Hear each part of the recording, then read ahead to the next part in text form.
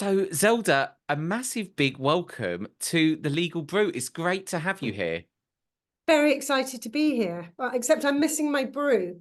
Ah, do you know what? I've got one actually. Last time I Ah, did this, I had a can of drink and I thought, hang on a minute, this is the Legal Brew.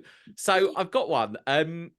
So I've been really excited to talk to you because everything you're doing is so interesting. But tell us a bit about your story and how this all kind of got started for you, because it's a really interesting story in itself. well, I think for me, this has always been a legal story. Hmm.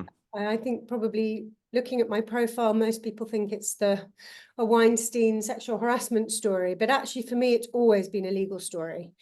In '98, when Weinstein assaulted my assistant, and I got no help from Miramax, the company. I was told that I needed to find myself a lawyer. I was only 24. I'd never come across a lawyer, and I went and found myself a lawyer, literally because they were across the street in Soho from where we worked. And at that point, I thought that it would go stratospheric, but justice, at least justice would be served. I presumed that we would end up going to court, because in my naivety, I just thought all lawyers kind of were the same. I hadn't really understood the Mm. difference between any of the different forms of law, which makes me sound like a moron. But then at No, 24, not at all. if you haven't ever Yes. been in that environment. And I think from that moment, something that had been deeply shocking and upsetting, but not, I suppose, not that surprising. And I think that's not a commentary on the fact that everybody knew what Weinstein was doing. It's more a commentary on workplace and gender dynamics back in the 90s and Mm. 80s and 70s. And as a woman, you were warned which men weren't safe when you went into an office, and that was quite normal. And men felt that they had the right to behave in certain ways, and it was normalized by the entire kind of work space. So I suppose, although Weinstein's behavior was extreme and shocking to me with my assistant, because he had attempted to assault her,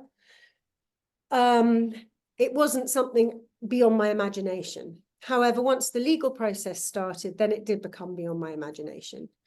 I thought Was that you one, shocked about it? Obviously, you were shocked, but had you any suspicions that this might have been going on, or his behavior? Because obviously you were very close to him. well, I knew how he behaved with me. Absolutely, Yes. he constantly harassed me, and it was normal. But I had never got in a situation where a hand had been laid either from me on him or him on me. And I think partly that was down to one, I'm probably a bit gobby and robust, probably from Mm. being little. I think if you're little, you're often more fierce.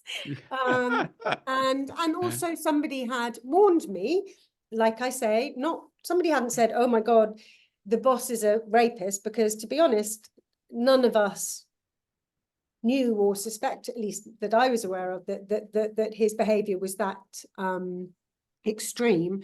But I was told by, another person in a light-hearted way, but is how women warn each other. They were like, don't sit on a sofa next to him. Make sure you keep your jacket on. And whatever you do, if he asks for a massage, don't give him one. And I was like, right, no problem. That's fine.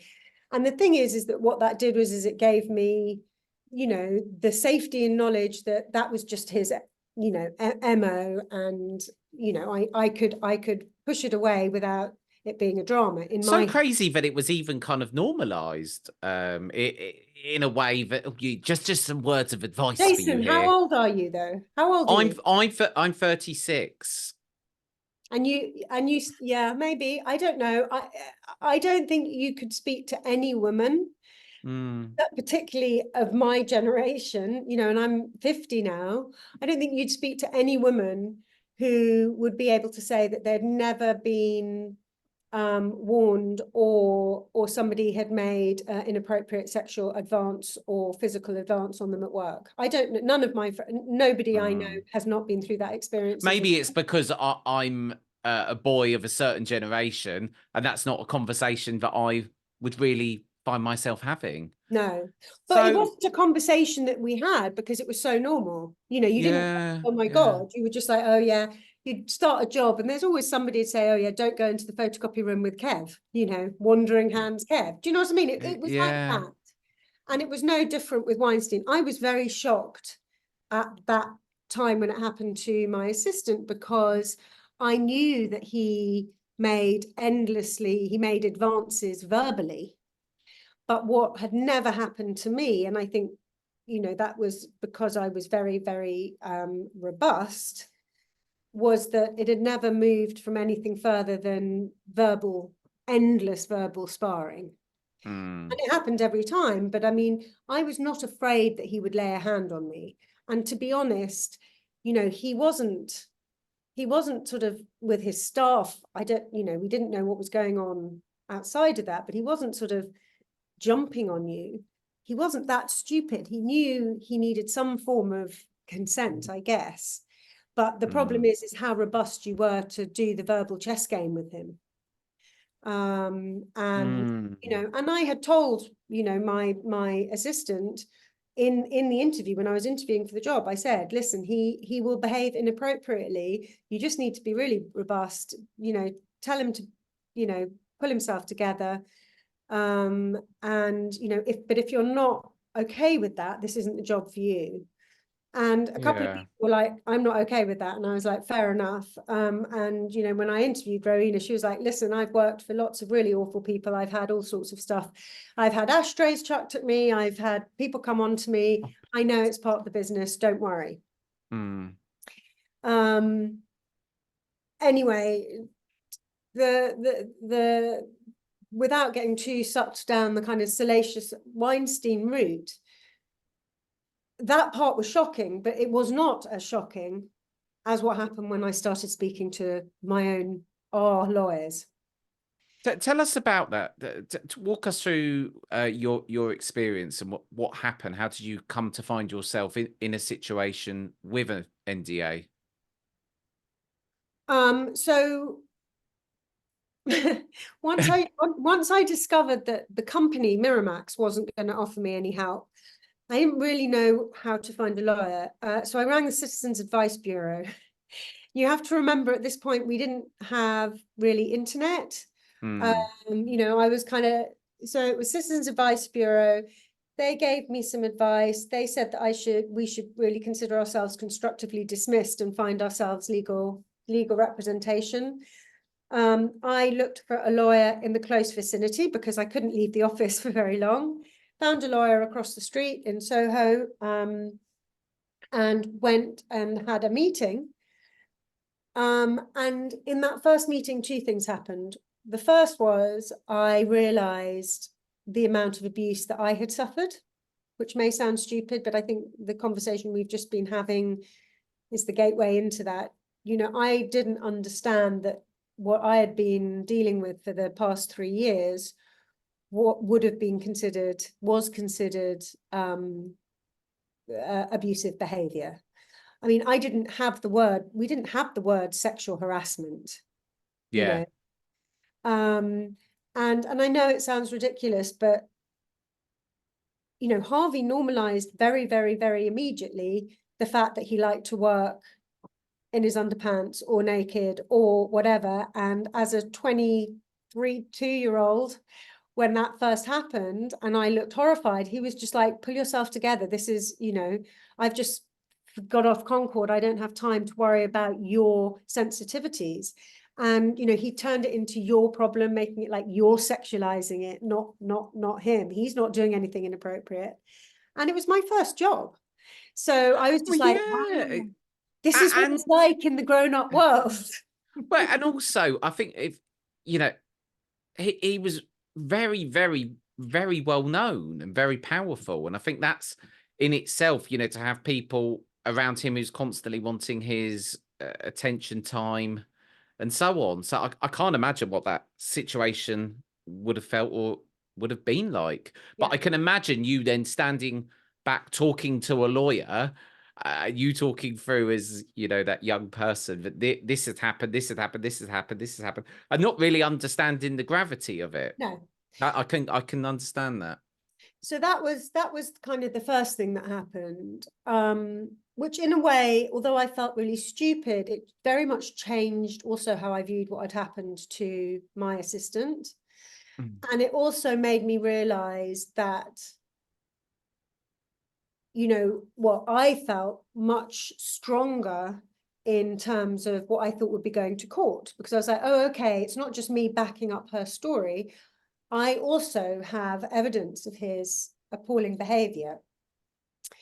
But the second thing that happened was I was very quickly disavowed of any idea of access to justice. And I'm not saying that that is the lawyer's fault, but it was a complex case. It happened in Italy, so it was out of British legal jurisdiction. We were a week after the incident because we'd been, you know, in Italy and then working out what to do. There was no physical evidence of anything. And they immediately just said, well, it's your word against his. So this is an open and shut damages agreement. And I was like, but this isn't a damages agreement. You know, he sexually assaulted this girl. Yeah. And it became apparent very quickly that we really didn't have any power to push. And this was when things started for me to really become deeply upsetting and frightening, because, you know, I was quite old-fashioned. I was privileged, middle-class white girl. I'd been brought up by my grandparents, and I believed in the pillars of our institutions and justice. And sorry about that. And presumed that, you know, once I went to the lawyers, everything would take on its own. You would have thought justice would have been done. He's done something wrong. We've got, you know, systems in place to deal with this. I was aware that it might be difficult and that going to court would be unpleasant, but I didn't think that I would be stopped at the first hurdle. And then how did that make you feel? How did you then? Firstly, how did it make you feel? And then, secondly, how did you find the resolve as such a young person going up against an absolute giant? Where did you get this strength from?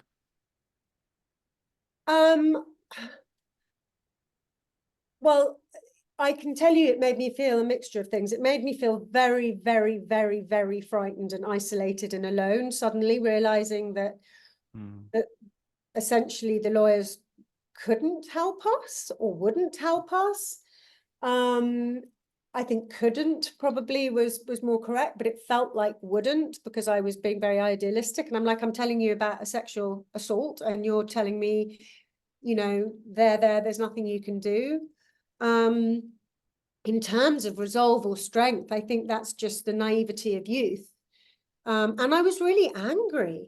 I was really angry. And I immediately thought, when it came very clear that our only option was entering into some form of agreement, I was like, okay, so this is the way that we have to go. How can we make this work to stop this happening to someone else in the future? Because that's basically all that I wanted to happen, was for Harvey's behavior to be stopped. So if we weren't going to be able to stop it via the court, then the only way we were being offered, the only tool we were being given, was this damages agreement. And I, you know, said, well, can we, in this agreement, we have to have clauses that will stop his behavior. That, you know, then it's fine. We'll enter into an agreement if it's reciprocal in terms of his behavior being stopped. So at this point, the senior male solicitor said, well, it doesn't work like that. He didn't say little girl, but that was what was on his face. Yeah. Actions speak louder than words, Yeah. you know. He's Tone like, is everything, isn't yeah, he's it? like, it doesn't work like that. He was like, you'll get a nice settlement, which you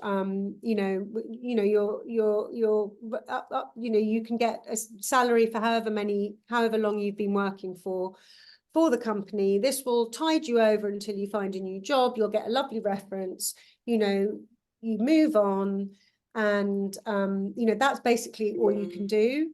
And the whole way that this works is by you make a financial demand, and that's the opening of the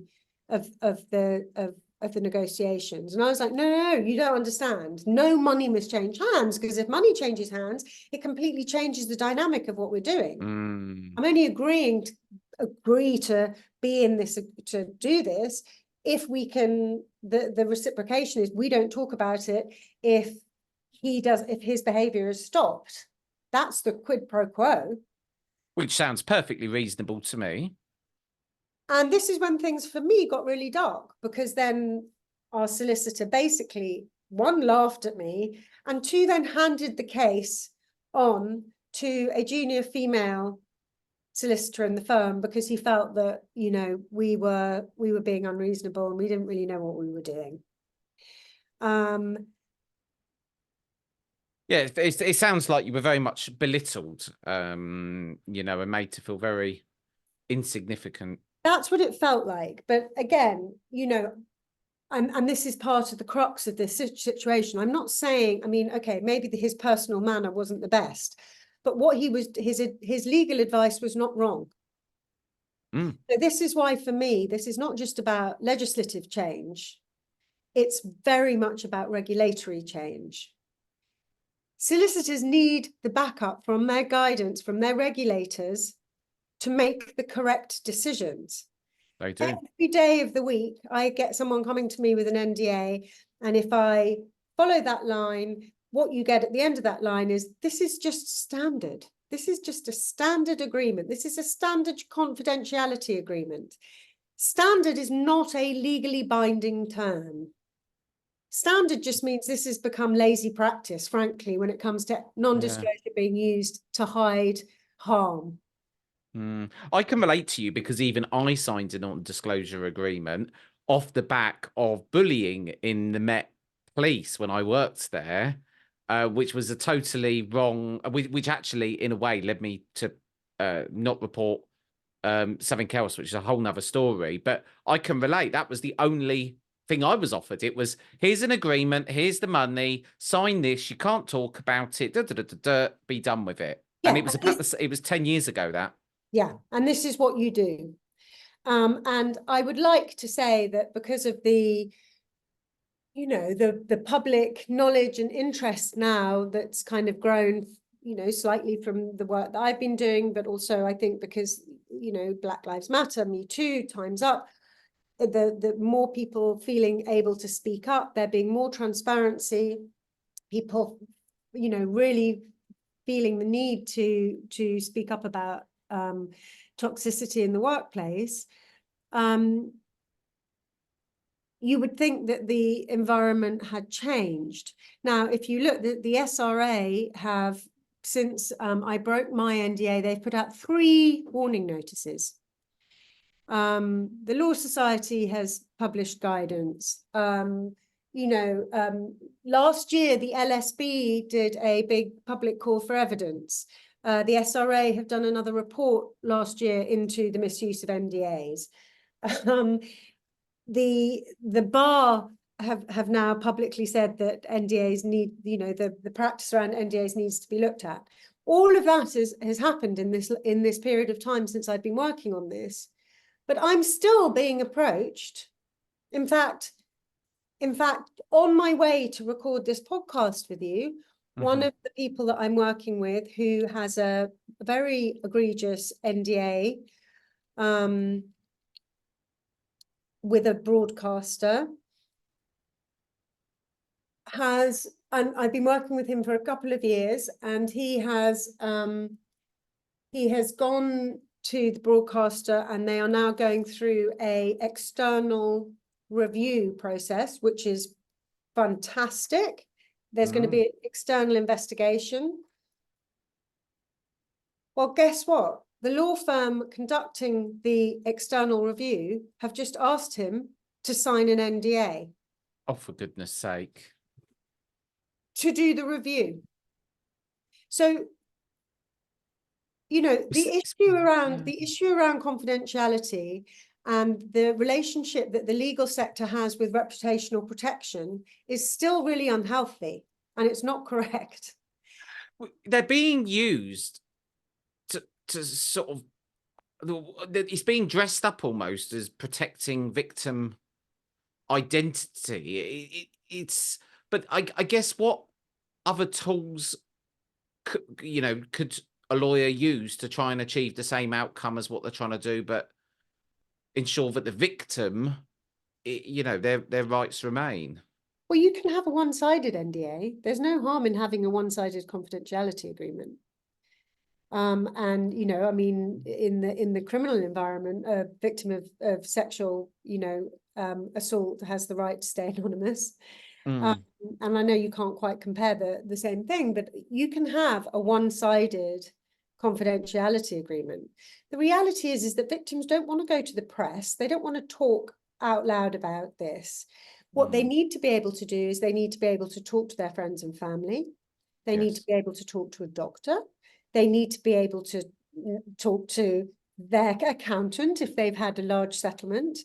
They need to be able to warn other people or tell other people that they have had this experience so that they are not complicit if that crime happens again.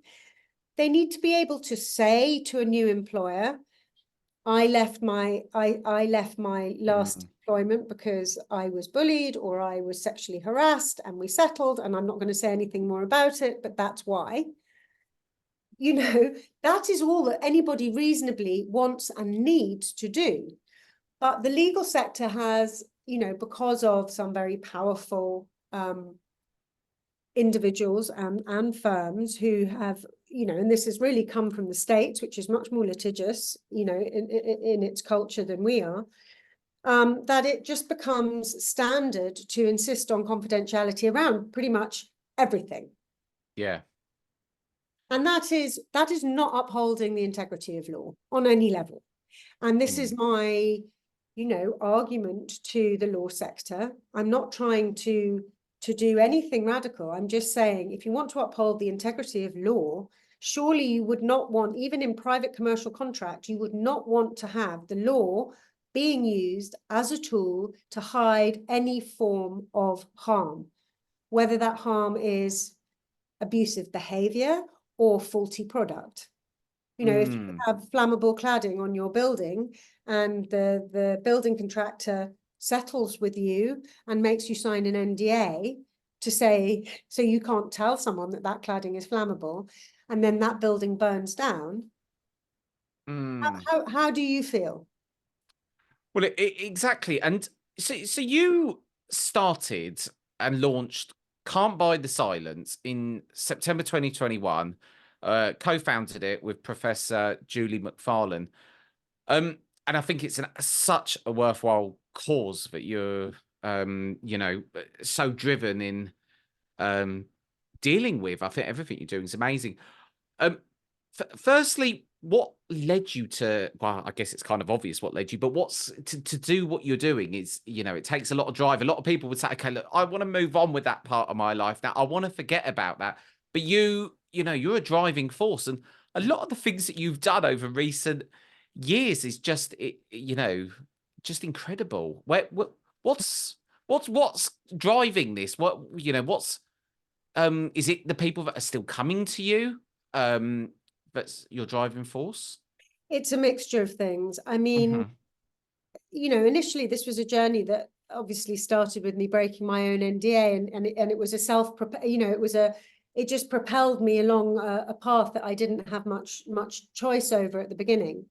And in that initial couple of years, there was so much positive movement that I was given this very unrealistic experience that, you know, I could change the law in a couple of, you know, in like 18 months. You know, I was very lucky because of the groundswell, the sort of tsunami of Me Too, and the profile of Weinstein. It meant that I got, you know, I was surfing this wave, and I was put in a position where I gave evidence at 2 select committee inquiries, and then took part in a government in the Bay's public consultation.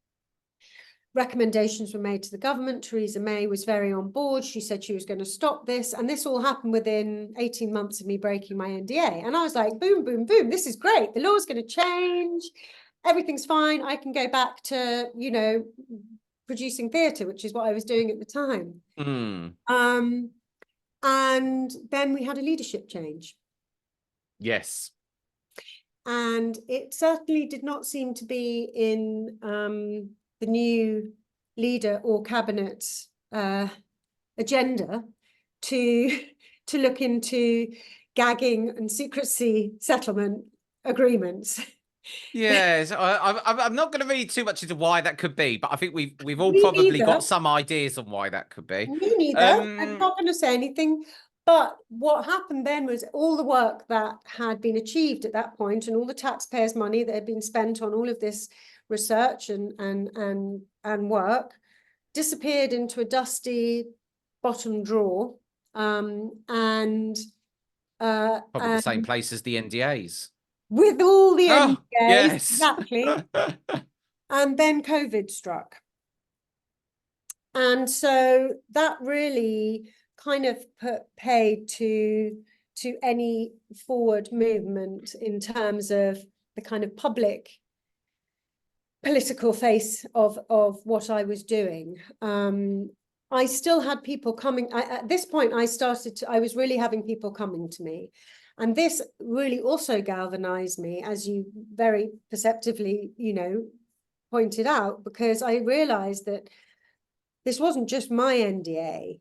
This was much worse than anything I'd ever imagined. And I got a little bit of insight into that when I first broke my NDA in 2017, and I tried to find a lawyer who would represent me or help me.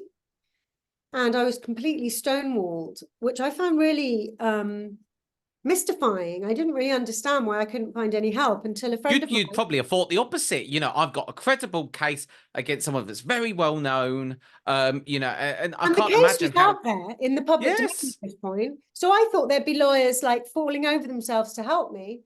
But a friend of mine who happened to work for a law firm sent me an internal email about my request.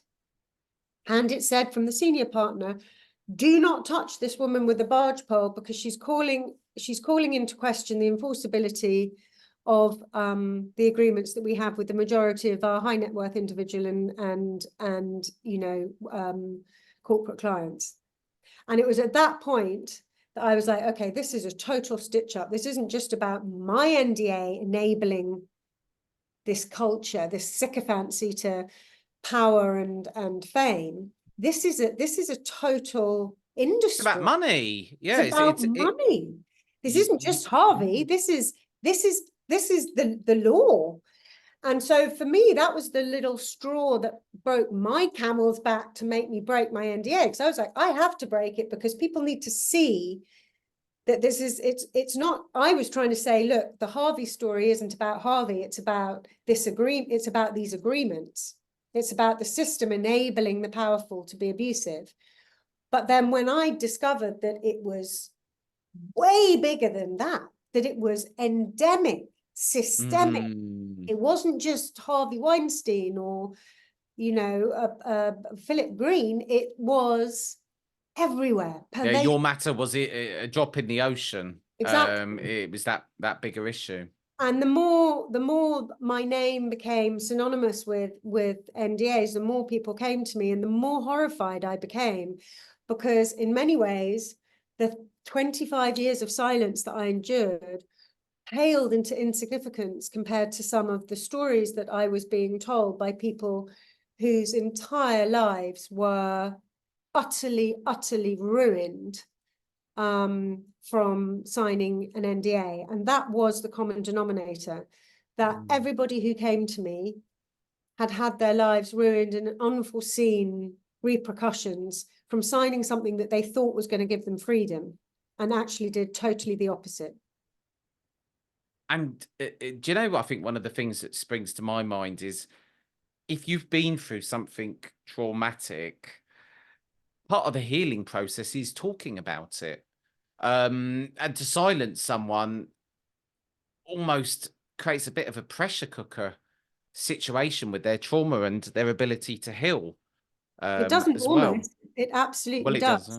And you're being Mm. re-traumatized every day. And I think the other interesting thing that, you know, comes up time and time again is that the people who I speak to and the people who give testimonies, and if you look on our website, can'tbuymysilence.com, you will see there's over 100 testimonies there. And another one of the common denominators in people's testimonies, which are all anonymized, by the way, I wouldn't expect any less, Zelda.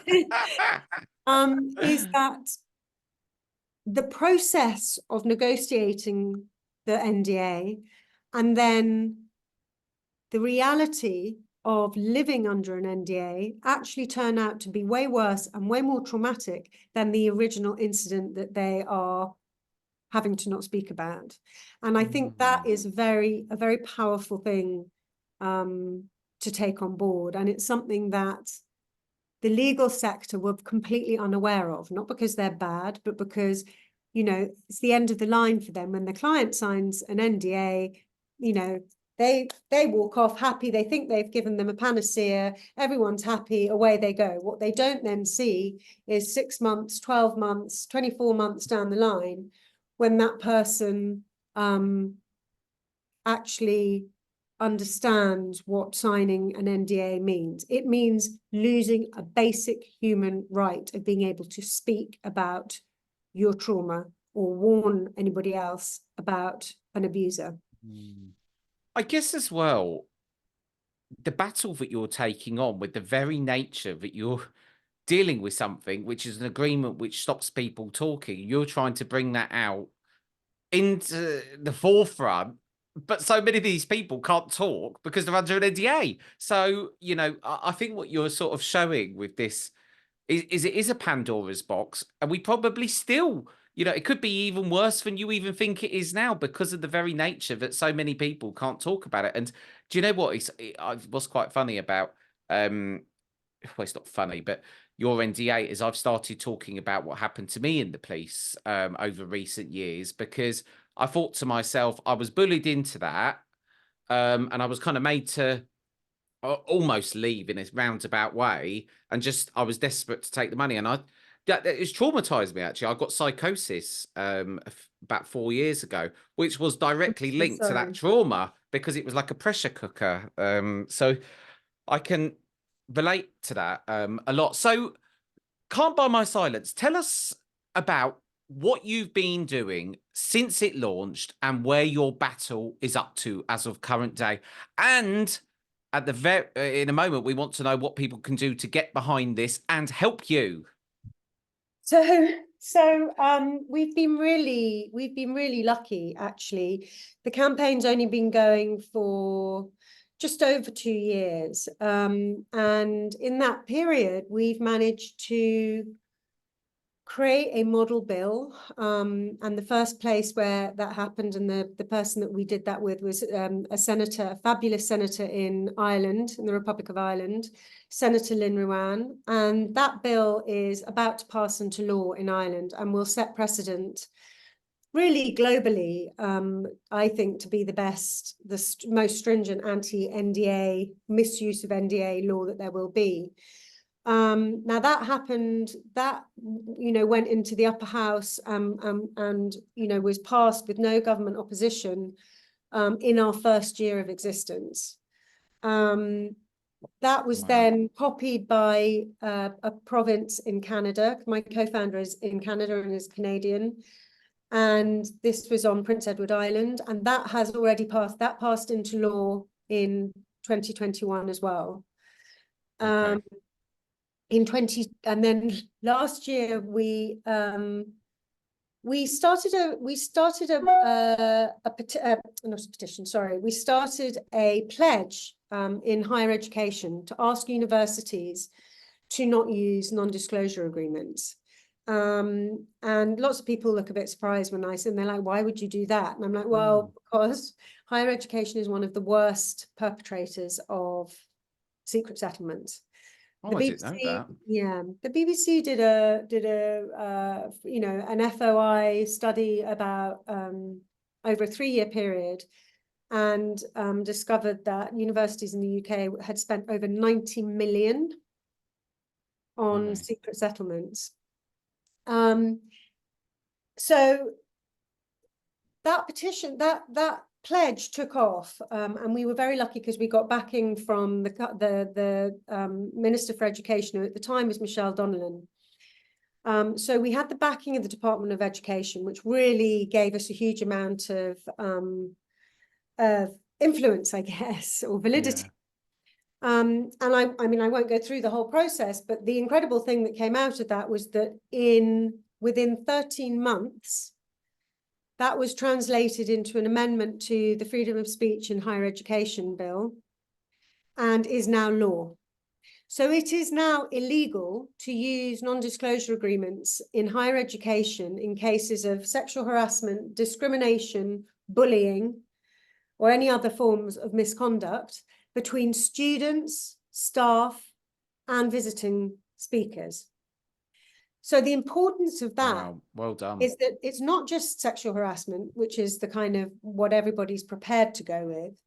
It's also about bullying and discrimination. But more importantly, this is now set precedent. And, you know, we have had Minister for Education stand at the dispatch box and say that NDAs are wrong and should not silence people from talking about abuse. Now, the government has admitted this, so they need to move forward now, because otherwise they're discriminating against the rest of the economic workforce if they don't broaden that protection to the rest of the, you know, to the rest of the economic workforce. So I've been working really hard with the current government and with the hopefully future government yes, in terms of securing that happens. I don't know if you were aware, just before Easter, we managed to get an amendment through into the Victims and Prisoners Bill. And interestingly, the MOJ decided, the Ministry of Justice decided to kind of grandstand this slightly. And Alex Chalk went out in the press saying, I have stopped the scourge of NDAs. I don't mean to be churlish, but actually he hasn't done anything apart from bring some light to the issue, and it is underlining, it will underline in legislation that, you know, if a criminal an NDA is not enforceable if a criminal offence has occurred, but he has not stopped the scourge of NDAs. However, I'm not going to, you know, it is a strategic win, and it is, you know, death by a thousand cuts. We are moving forward. And the fact that the government wants to be seen to be on the right side of this agenda is the most important part of that. And, you know, so does the legal sector now. The Bar Association also put out a public statement saying that NDAs needed to be reformed in legislation. So the movement is happening. And essentially, for me, this is a very simple campaign. It is about cutting this at the root. It's not about making NDAs better or, you know, complicating things. It is changing legislation and reforming regulatory guidance. NDAs have a role. They have a very legitimate role when it comes to protecting intellectual property. What they do not have a role in is hiding harm.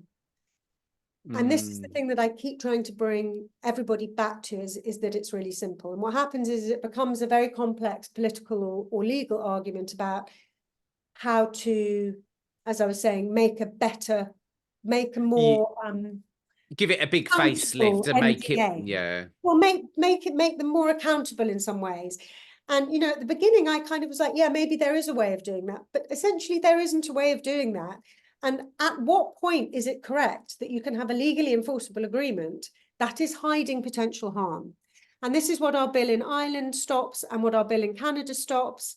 Well, it's everything the law is meant to be there to you know, be there to protect us from. So I think you're so unstoppable. I think that what you're doing is so fantastic.